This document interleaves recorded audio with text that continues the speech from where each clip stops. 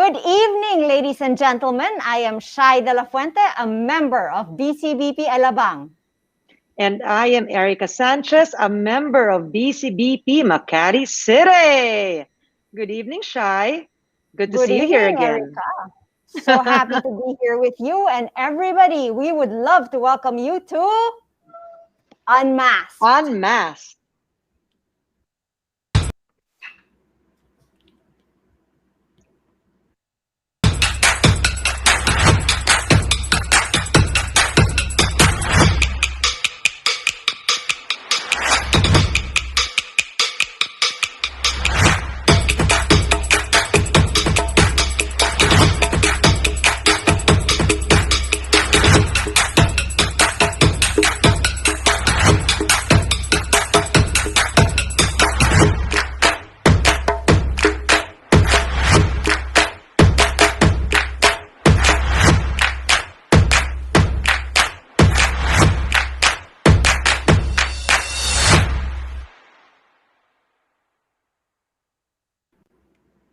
Once again, good evening. This BCBP live talk show is streaming in Facebook BCBP Kapatiran and YouTube BCBP TV.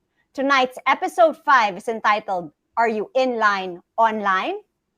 Hi, And Erica. that said, good evening, Shai. So my first question is for you. Wait, may guests tayo, remember? Bakit sa akin ang tanong? Yes, it's okay. I know what I'm doing. Actually, I just wanted to ask you, with this pandemic and all the versions of Q, ECQ, GCQ, MECQ, my Q to you is, as the wife of the chapter head of Alabang, would you still say you have a community life? Talagang sa akin ang question na yan, ha? Of course, my answer is a resounding yes. Community life in BCBP must go on, and we discovered that even virtually, there's so much we can do to continue the work of our mission. How about you? Precisely, First Lady. At pwede ka na manalo ng Miss Universe. And that is really our interesting topic tonight for Unmasked Episode 5, Are You In Line? Online. We will feature and focus on BCBP programs which have been conducted virtually, proving that this pandemic cannot hamper the zeal of our brothers and sisters to continue their services and works in the Lord's vineyard. Takot ka siya, no? Aminin mo. Sobra. Tinakot. Akala ko ako na yung guest mo. So, I think, para naman may kasama ako dito, let me start by welcoming our first guest. He is a graduate of BCLP 36 in 2005 and past chapter head of Alabang East Chapter.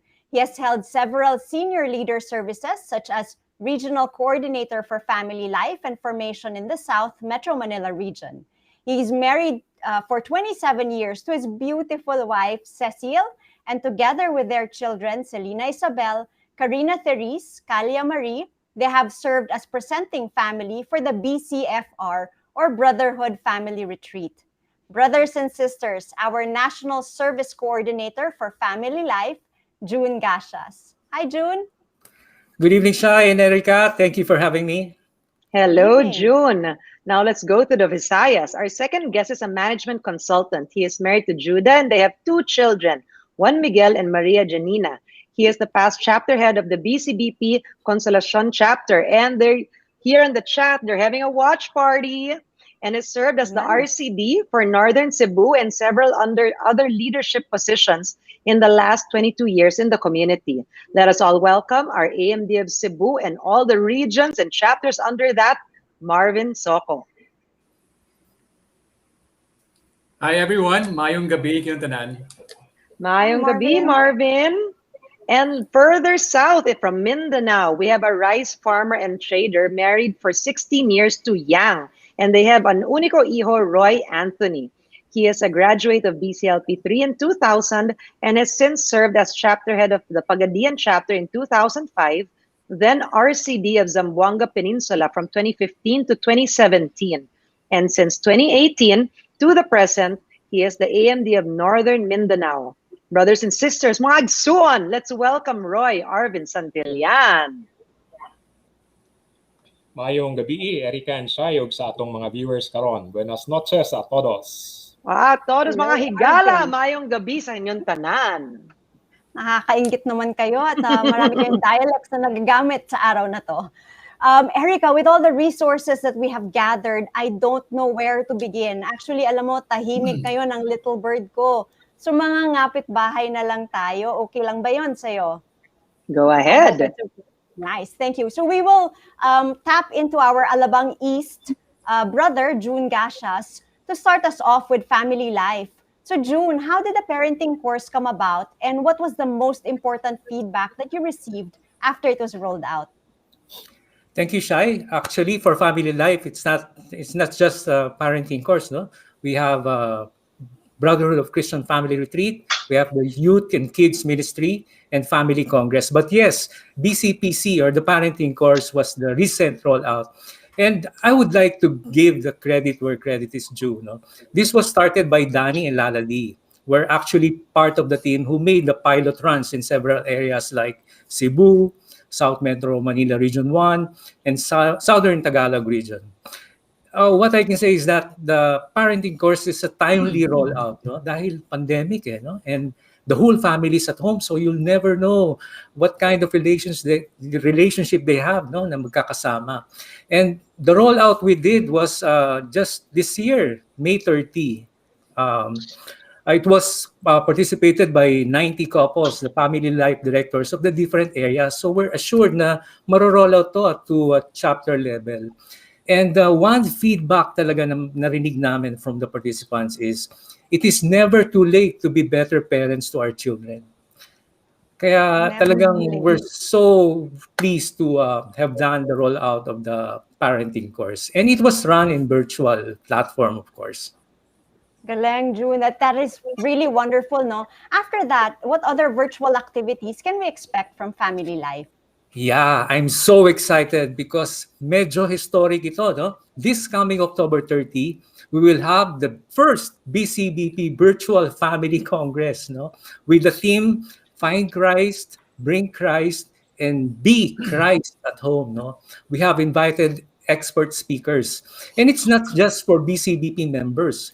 We're inviting the young adults, the kids, the youth, no? So the whole family will celebrate what family is, no? Parang in line with the Amores Leticia, no? The joy of the family is the joy of the church. So historic ito. Please save the date. Save niyo yung date na October 30 from 3 to 6 p.m. Wow, that's amazing. And before I go on, Shai, let's just shout out to all the chapters who are watching right now. So we have Lawag, Rizal, Parañaque, Bohol, Mayong Gabi, Bohol. And I think there's a special greeting. Happy 8th anniversary to Alabang East, I believe. Yes. Happy That's my anniversary. chapter. Exactly. So, June, I'm curious. How many breakfasts do you attend in a week? Well, ako at least once a week, no, sa aming chapter, because there's no place like home, no. So doon ako nagbe-breakfast. There's no place like home, which is celebrating its 8th anniversary. Yeah. Thank you. But although as a past chapter head, can you share highlights of virtual breakfasts you've attended, both either as a sharer or just a participant, an attendee? Yeah, Erica, it was so amazing kasi as a sharer, I happened to attend 2 breakfasts, no? Not 1, but 2. The other one was live, and of course, the other one was recorded. And, seeing my cell phone, messages from 2 groups of chapters of BCBP, texting me, it was so fulfilling. You cannot do this in face-to-face kind of thing. And secondly, as an attendee, it's good that we are able to continue our evangelization. And ngayon, we can invite, friends from abroad, or friends from other parts of the country. We're not just limited in our area of residence. Kahit saan pwede tayo mag-invite. Now is the time to invite talaga to the breakfast of BCBP. Erica. Thank you very much, June. Galing. I'll take it from here. Galing, ha? Pero June, grabe ha, by location is now possible pala talaga. Oh, yes. So true. By So let's location, go now. buy one, take one. Erika, nakakatawa ka talaga. Let's go to AMD Marvin. Regarding mission work, we heard that the first ever virtual BCLP in the Cebu South region started a few weeks ago. I saw the beautiful website that was created just for this purpose. Can you share with us the innovations you adopted to make this BCLP parallel to the face-to-face experience? Okay. Hi, Miss Shai. Hello. First, can we show some clips of the video? Do we have that now? Okay. The overall course leader is Brother Rodien Paca of Talisay chapter. No, I think he's watching now. No, shout out to Brother Rodien and his beautiful wife Gigi. Miss Shai, they developed their own website where all informations can be found, like schedules, speakers, video talks.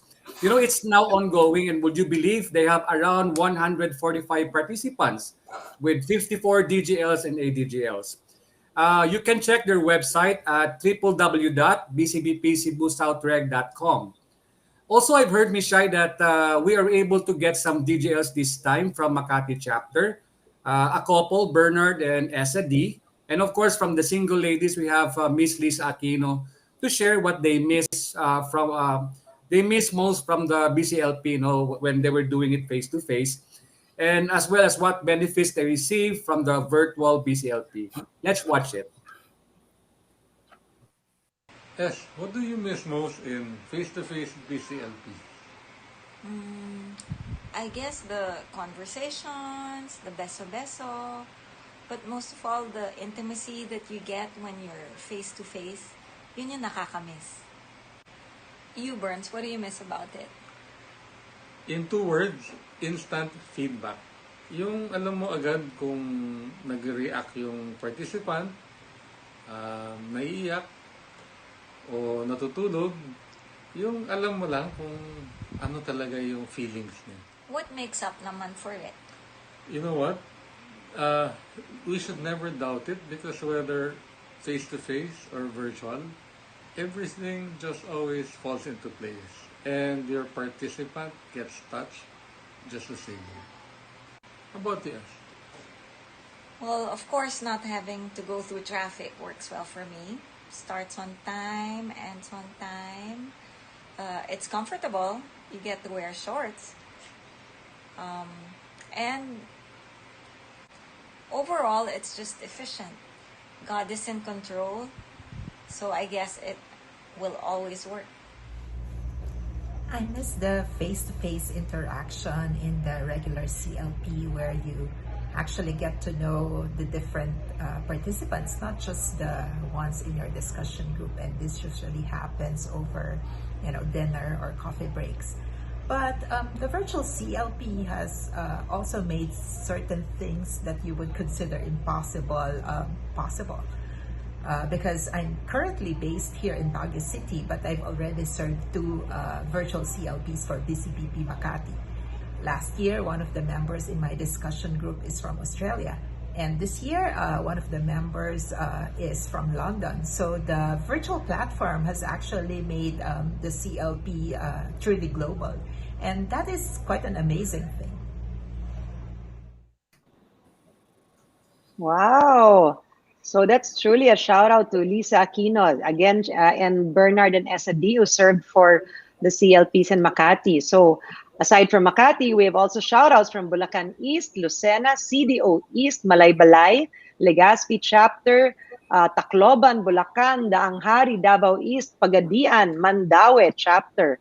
And since Ang dami, Cebuano Erica. na, ang dami na, and then papunta na sa South, diba? So, still in the Visayas, Cebu North came out with an electronic newsletter in flipbook form called Ilamdag. So, since we have a lot of people watching also from the Visayas, para sa dili makasabot ng Binisaya, what does Ilamdag mean? Or Marvin, share with us what Ilamdag means because I know it's a Visayan term. And tell us about the objectives of this initiative. And did it only start during this lockdown? Okay. Ilamdag. By the way, can we have can we also have the flip book to show everyone? There. The editor of Ilamdag is Brother Rene Sanapu. No, he is the regional coordinator for digital of Northern Cebu region. Lamdag basically means light. No, Cebu North region had this since last year before the lockdown. But due to the discovery of several digital apps like the Flipbook PDF.net, which they are presently using, it was conceptualized last year. It serves as an update of members in the region, like news, teachings. They also ask members to contribute articles, sharings, and of course, biblical passages. You know, our latest edition features Father Herb. Yes, there it is, Father Herb on Spotlight. So ayan, lamdag means light. Kaya pala, ilamdag. Or again, pag binisaya, elaw. Only Visayas will get that. So for all of you in the, watching wherever you are, brothers and sisters, what does light mean in your dialect? And maybe you want to type it out in the chat box so we'd know if you came out with your own version of a newsletter, what it would be called. Nice. Thank you. Can't wait to read all of those shout outs or all of those translations. But speaking of Father Herb, he delivered an inspiring message during the NAC 41. And he talked about the importance of keeping an open mind and adapting to changes, specifically in learning the digital world. I wonder if we were able to get a clip of that. Baka Studio, you can help us out? Now, what are some of the challenges that I had to deal with? Well, the first one was this. Because of the pandemic, I had to rebuild the daily order of my life. I had to make sure I would get up at a regular time and then go to my office, and after some breakfast and prayer, I put in a good day's of work.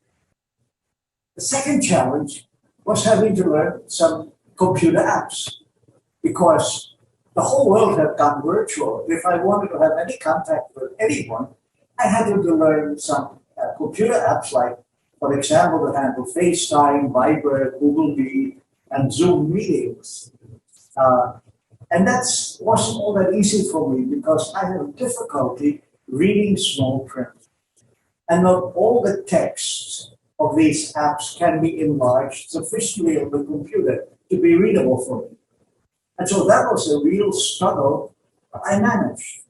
And again, I give thanks to the Lord for social media and social communication, internet communication, because through it, we were able to be in contact with one another, and breakfasts, and action group meetings, and governance meetings, and board meetings of the BCBP, etc., continued. And the virus was not able to either stop our community life or our mission. Thank you very much for that video. AMD Arvin, meron kang Pagadian fans. At galing Mandaue din, meron din mga shout-out from San Fernando, San Pablo. Tapos yung mga Kapampangan, sabi nila Sulu. At Lamdag o Kahayag, people are responding to your question, Erica. Nakakatuwa. Yeah. So, galing mo magtanong. Let me now ask AMD Arvin, within your area, what percentage of members would you say tuned in to Father Herb's First Friday Masses and teachings? Kahit estimate lang. Well, unfortunately, some of our members are shy. So when it comes to attendance, our numbers are not very impressive here in Northern Mindanao. Our data shows that only about 50% of our members attend the First Friday activities of Father Herb. To be honest, we are not happy about this. First of all, internet connectivity here in Mindanao is unstable. And second, some of our members have not fully adjusted to virtual activities. Thus, we are doing our very best to encourage our members to really embrace the new normal. That's so true. Well, the Mindanao in general is farthest from Manila. Layo man kaayo, diba? So, how do you see online activities helping to bridge the distance? So, again, for the Bisayans in the audience, so galisod ba kamo? Do you have a difficult time getting information or attending events or just being part of the activities? But I guess also what are the benefits as well of digital? Well, yes, Erica, we are thankful that this digital platform allows us to join national meetings, trainings, programs, and breakfast meetings from anywhere in the Philippines or even abroad. But even so, there are still challenges that we need to address, like those I mentioned earlier, internet connectivity and the lack of familiarity with the digital platform as well. Okay, thank you for sharing that. So it's nice to know that in spite of all these challenges, our members are still able to link up connect and bond by going digital, and not only from all over the Philippines, but even members from Asia Pacific and North America, I guess, no? So this time now, can I ask Marvin? Marvin, ha, hindi si Arvin. I heard it was also Brother Rodian who was overall coordinator of the recently concluded Honest Juan Golf Fellowship. Did you join that golf fellowship? No, no. You know, Miss Shai, I tried playing it, but I'm sorry, I'm not really good at golf, no? Well, the tournament was conducted only last August 31, and as reported, it was the longest golf competition held for 3 weeks. No? They can play in any 18-hole course in the world, from red, white, blue, or gold. No, gold tees, color anyway doesn't matter. No, there were 63 golfers across Luzon, Visayas, and Mindanao, and in the USA. Hindi pa kasama doon, Miss Erica, yung DQs, ha. You know, there are no handicaps required, yet there can be a determinable honest winner, no? So the overall winners, no, where maybe I have to check my file, no. Our winners pala for Class A is Brother Ruel De Castro, no, from Makati chapter. Class B winner is Brother Willie Ridao of Chicago. Class C winner is Brother Jeremil Ramos from Imus chapter. And of course, our Class D winner is Brother Win Hiton from Davao. Congratulations to you all. That's so fantastic. It must have been so much fun. And we heard that it was truly a successful global event. And they are now encouraged to continue this type of golf fellowship even till the next and future NACs, diba? So wait, Shai, medyo rapid fire mga questions natin. There's so many things that a lot of these speakers have been doing in their own chapters now. So let's take a break for a short bit. Don't tell me you're going to get up and play golf, Erica. No, I don't do that. What I wanted to point out was that apparently we have a panelist who is pang showbiz. I heard that he is a dancer and a songer. Ang galing-galing talaga ng research team natin, no? So, before anything else, Mr. Gashas, I heard that you have these talents, but I also see a guitar in the background. Do you likewise play this instrument? Wrong background. Yeah, I do play a little. I do play a little.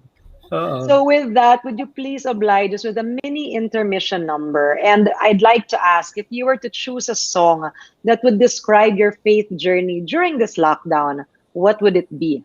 Sample naman dyan. Well, faith journey, no? Actually, I can only think of one. Parang ito yung turning point ng deeper service ko, yearning for service in the brotherhood. Let me just give a background, itong song na to. Before I sing a few lines. It happened in NAC, in Iloilo, National Anniversary Celebration in Iloilo. Di ba yung highlight, yung Friday, yung assembly, no? And then there was a time that, people will be called to prophesy. So my then chapter head, Cesar Altarejos, who is now our chairman, he came to me and said, June, you prophesy. Sabi ko, what? Well, I'm from Alabang din, talagang deeply rooted ang submission to authority. So I did, go to the stage without knowing what to say or do. So sabi ko na lang, parang I read a verse. I uttered the verse, love the Lord your God with all your heart, with all your mind, with all your soul, and with all your strength. And then wala na akong masabi. And then nakakatakot kasi people are all looking at you, waiting for you to say something. And so sabi ko, napakanta ako and this is the song. Now, let me just sing a few lines. Few lines lang, ha?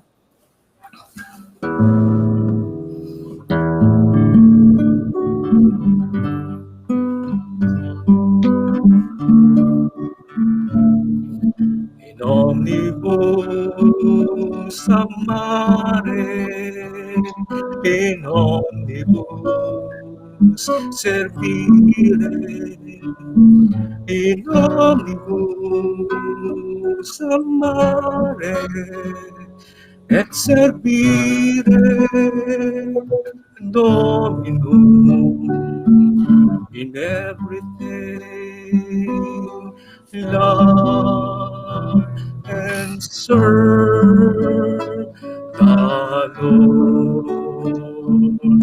In omnibus amare excelvire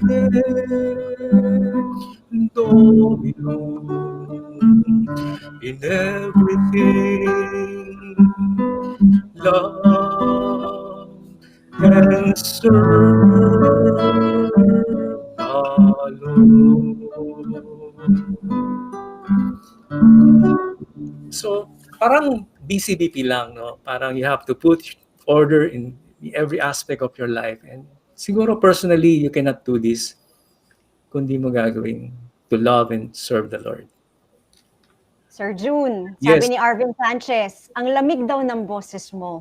So what do you think, Yan. audience? Pa-clap emoji naman dyan or heart Maraming ang emoji? clap, tsaka marami ng heart. Oo nga. Ganda. Ay, grabe. Pressure, pressure. Baka tawagan na natin yung ibang panelists din. Baka gusto rin nilang kumanta. So umpisa natin kay Arvin. Arvin, don't worry, hindi kita papakantahin. That's good. I'll ask you lang. Medyo being nag-panic one- siya ng konti. Nakita ko sa face niya. Being one of the youngest in Mancom, sabihin mo nga sa amin, serious question to ha, what was the first electronic gadget that you ever had? And how old were you then? Ano nga ba yun? Well, I think my first electronic gadget was a Nintendo Octopus Game & Watch, which was given to me on my 9th birthday. It had a small monochrome digital display, and I spent a lot of time playing with it until, well, it died. Kunwari, hindi ko alam yon para hindi lumabas ang age ko. So, what's that? Joke lang. So, Arvin, thank you for sharing that. But I also wanted to ask you, Arvin, no? Kasi Erica, may bumulong na. May nag-text ng cheesy-missy Ayan, nagparamdam na. Nagparamdam na siya. So we learned that CDO West chapter was able to hold a virtual Valentine dinner. Parinig nga natin sa husband ko, somewhere here, Valentine dinner daw, early this year. Lakasan mo pa siya. Sige pa, lakasan pa. And para sa husband ko din. Baka marinig. And even a virtual mini Olympics last July. Can you share something about that? Well, grabe kapatsada ang mga activities sa CDO chapters. No? Ang galing ng mga CDO chapters natin. So, kumusta mo diha mga Cagayanons? Well, this information came from their PSD, no? Brother Jesse Tolod. And last February, they celebrated the Love Month with a romantic dinner, followed by fellowship activities. And all the members enjoyed the TikTok challenge, the bingo games, and of course, complete with prizes. No? And then last July, as a prelude to the Tokyo Olympics, the CDO West chapter conducted probably the first and the only mini virtual Olympics in the world. As one of the judges they invited for the cheering competition, I was so impressed with how they organized the activity. You know, may palighting of the torch, may group cheering, may pa-best in sports attire, and even managed to include Family Feud game and may pa-line dancing pa to end what was a very unique and very enjoyable Sunday morning. Masaya naman talaga pag may fellowship, di ba? Or in Bisaya, I'm sure bibo mang kaayo kaya mga Cagayanon, they really know how to party. Shout out, I'm from Cagayan de Oro too. And it's really about fellowship in any and many forms. So for all of you watching, let us know also what activities or what new types of fellowship your chapter has done throughout this pandemic. Sports din ba? Camping kaya? Use the chat and let us know. So this question is for all three gentlemen. No? Very briefly, can you give us an average number of meetings that you have per day? So we'll start from Luzon to Visayas to Mindanao. So we'll go to June. Yep, 2. 2. Marvin from Visayas? 2. 2 as well. And Arvin in Mindanao? 1. Okay, so that's actually a lot, no, when you think about it. So are there also any new digital initiatives that your chapter is coming up with? So let's start with June. Okay. Well, this coming November, we will have our virtual BCMR, or what we call marriage retreat. But I think we're not the first, no?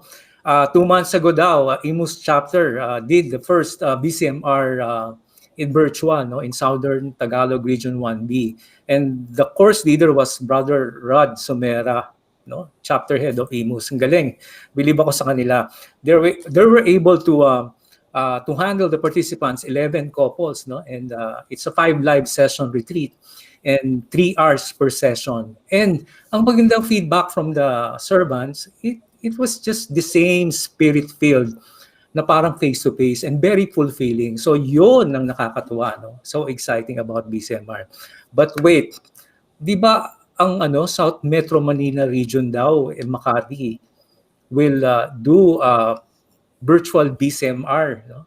And I heard, Erica, you're one of the speakers of the BCMR, and you'll be handling talk number 5, no? Sa mga members ng BCBP, you can type in yung talk number 5. Erica, paano mo gagawin yon? Well, una-una, before everything else, I just want to make it clear na yung kasama ko sa talk number 5 ay hindi si Arvin Santillan na guest natin. Arvin Sanchez po of Makati ang guest ko, ha? Baka malito lang, baka malito, mahirap na. Yeah, well, anyway, so yun, no? We're doing virtual BCMRs sa amin. But how about you, Marvin? Well, sa Amo area, no, some chapters in Cebu are still busy in their ongoing BCLPs, no, which are all virtual. Most of our chapters are still contemplating of conducting a virtual BCMRs, no, or probably they are just waiting for the community restrictions, no, to ease up, so they can conduct face-to-face BCMR this next remaining months of the year. Arvin, sa inyo ba? Sa akong area, CDO West will begin its virtual CLP next week with 28 participants. And then BCBP Butuan is now in the final stage of their preparation for its virtual BCMR, which they plan to have it by the last quarter of this year. Nice. Thank you for sharing that, Arvin. Now back to Marvin. You were also a facilitator of the recently concluded Business Transformation course of the IBT, right? What was that all about? And then maybe we can also include in the questions something that Annie Cerato posted in our chat box. How do you sustain the focus and attention of the participants, maybe for the Business Transformation course? Okay, Ms. Shai. Actually, our National Service Coordinator for Business Transformation, Brother Joey Avellana, organized pilot groups in Luzon. I think there were 4 pilot groups in Metro Manila, 3 in Visayas, and 2 in Mindanao, no? With around maybe 40 plus participants. The basic course had 4 modules, no? And it was really focused on how the social teachings, no, of the church can best be practiced in organizations and companies. You know, during the last module, all pilot groups were joined in one Zoom meeting, and we're very happy. We had prominent CEOs, no, and business leaders from various industries as speakers. By the way, pala, Miss Erica, no, and Miss Shai, shout out pala to our IBT Cebu pilot group course leader, no, Attorney Jess Cagara, and to his lovely wife Ruby, no. Mayong gabi ikin tanan. Arvin, you also serve as one of the service team in Mindanao, right? Maybe you can probably add. Yeah, well, the IBT program is a basic course designed to engage business leaders for business transformation. And as a member of the service team, we really learned a lot from the talks. And I believe that the objectives of the program were achieved, and those who completed the course have become more aware that indeed their business is a noble vocation. Indeed it is. Back to you, June. Also, having handled some formation assignments before, what else would you like to see being done virtually in the area of formation that can really benefit the members of the community? Yeah. Actually, alam mo, Erica, it's not the formation per se, no, but the skill, no. Let me tell you something. You know, I happened to attend one workshop, entitled Best Presentation of Yourself. This was done by Coach Anthony and Eloise Losada of Alabang. And they come up with an acronym called BCBP, pero hindi ito Brotherhood of Christian Businessmen and Professionals. B stands for brightness. Dapat daw may proper lighting, no? Parang ganito. And then yung C, camera angle, meaning to say dapat yung best angle mo ang ipapakita mo doon sa camera. And B, yung background, except for the guitar, dapat maganda yung background. Merong altar, merong plants. No? And then yung P stands for preparations. Yun na yung all the rest of the things that you're gonna perform. So, ang daling tandaan, di ba?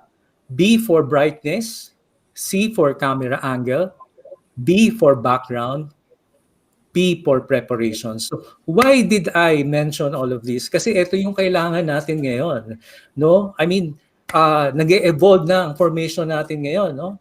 We see breakfast in virtual, we see CLP, parenting course, marriage retreat, IBT, various teachings, and the rest will follow. It's just a matter of time. And let me share with you, Erica, you know, every time we conceptualize a formation, we always talk about discussing to, itutuloy ba natin ito with the virtual technology option. And I always say, yes, gawin natin because virtual technology option is better than nothing at all. Back to you, Erica. Very well said. So just leaning towards that, a follow-up question to that. So specific to formation talks, and you said going virtual and all that, how sure are the leaders that the participants are really imbibing these teachings or all these programs that are done virtually? Kasi minsan, diba, the videos are off, nakamute yung mic, naghang, di mo alam kung talagang nandyan o nawawala. What do you think about that, June? Let me lift my answer to that classic movie Field of Dreams. There was a line there that says, if you build it, they will come. No? Parang we can do our best to prepare for the formation, but we can only do so much. That is where we appreciate the practice of the brotherhood. No? You all know naman the intercessory, a group of people who prays for the participants. Napaka-powerful ng prayer for them to, pray for the participants that they will open up their hearts and minds to the talk and really imbibe the formation that is being prepared for them. So that's the way it is. Thank you, June, for sharing that. I also have a question here, but before I read out the question, I just wanted to read from John Ang of Parañaque. Last year, we did a regional BWLR BCBR in SMMR 1, aside from BCLP, and we were also part of the BCPC, which was mentioned by June Gashas. So pwede talaga to go virtual. Yes. And so medyo linked to that is this question. Do you think the breakfast can continue being presented virtually even if we go back to face-to-face meetings, maybe hybrid? Can I direct this to Marvin? Okay. Pwede naman natin gawin, no? Yung tinawag natin hybrid breakfast, no? Like, though we go back to face-to-face, but, let's respect, no? There are some members who are not really comfortable yet, no? In going face-to-face. So that's why that's why we call it hybrid. We do face-to-face. We also do it in Zoom meeting, live in Zoom, no, stream in Zoom. So at least for those that are not, comfortable going face-to-face, they can watch the breakfast live, stream live at through Zoom. But that's very true. No, there are really people who are not as ready. Both seeing people face to face or even just going on virtual, no. So it's a very big split. So I'll direct this one to Arvin naman. How do you think you foresee continuing pastoral care in the midst of this lockdown? Well, the answer to that would be, I think it's more on constant communication, especially through our prescribed one-on-ones. So if we do this, our members will know that we are there and that we'll always be with them 24/7. That's also a very good answer. Pwede ka rin maging Mr. Universe sa sagot mo.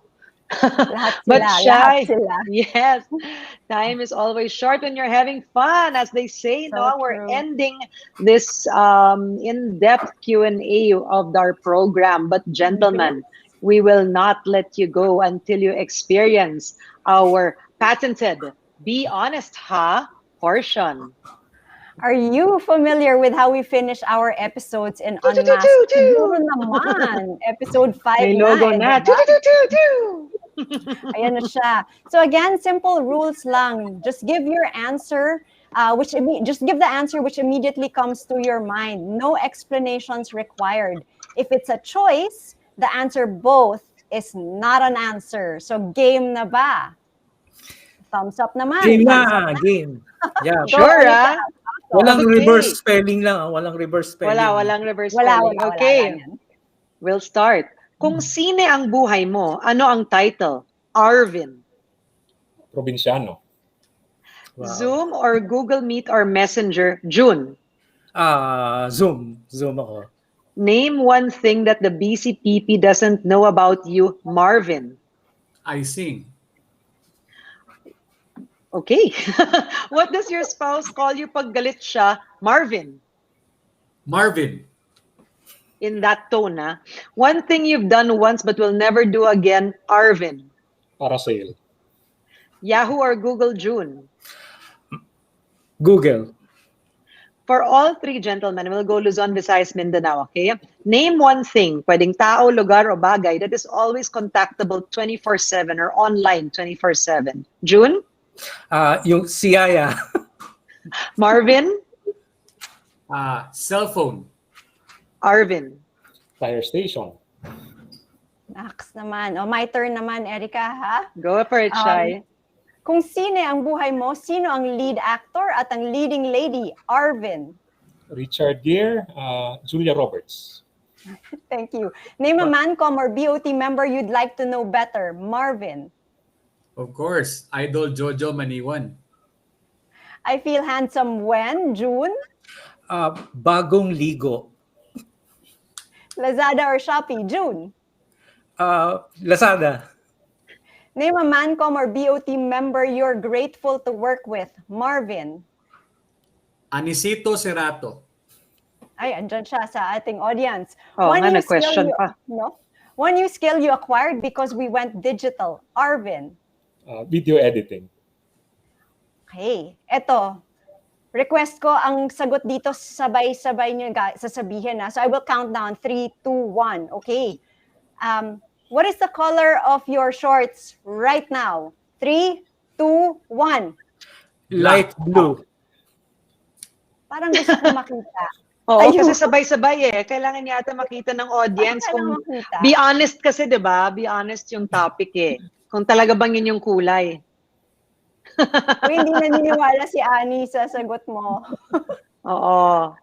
Ayaw na tumayo, Erika. Sige. Ayaw Okay na. ayaw nga talaga. But again, okay, thank you so much to our gentlemen panelists. So, Brother June from Luzon, our brothers, ang mga igsuon nato from Visayas, Marvin and Arvin from Mindanao for joining us tonight in tonight's Unmasked episode, Are You In Line? Online. Well, we will continue to pray that soon enough we could go back to our face-to-face activities in the BCBP. We also thank the Lord that He has used so many brothers and sisters as instruments to help us continue to experience such a vibrant and spirit-filled community life. So, daghang salamat, madamo nga salamat, gid. Maraming salamat to all our viewers tonight. And Shai, did you have as much fun as always? Yes, all the time with you, Erika. So susubukan ko naman, daghang salamat, Erika, at daghang salamat sa ating mga panelists. I also want to say hello to our friends from BCBP Bangkok. They are watching us tonight. Sawasdee ka! Sawasdee ka! So as always, I've learned a lot tonight and I will be going home. Hindi pala. I will be going to the bedroom, tired but fulfilled for another virtual BCBP live talk show, which keeps us in touch, informed, and entertained. Saan ka pa? So let's Saan ka pa talaga? Saan ka pa talaga? So let's thank all of our panelists, our guests tonight, our audience. Anybody you want to thank, Erika? Just want to thank everybody wherever you are watching, however you are watching, and continue to stay in the spirit of the community. Yan. So I'm Erika San. Yeah, not go yet, ahead, Shai. Because we want to say, not yet, because we want to say we would love to see you for episode 6. So watch out for our upcoming announcements. Stay I am tuned. Shai De La Fuente from BCBP Alabang. And I'm Erika Sanchez from BCBP Makati. Magandang gabi, BCBP. BCBP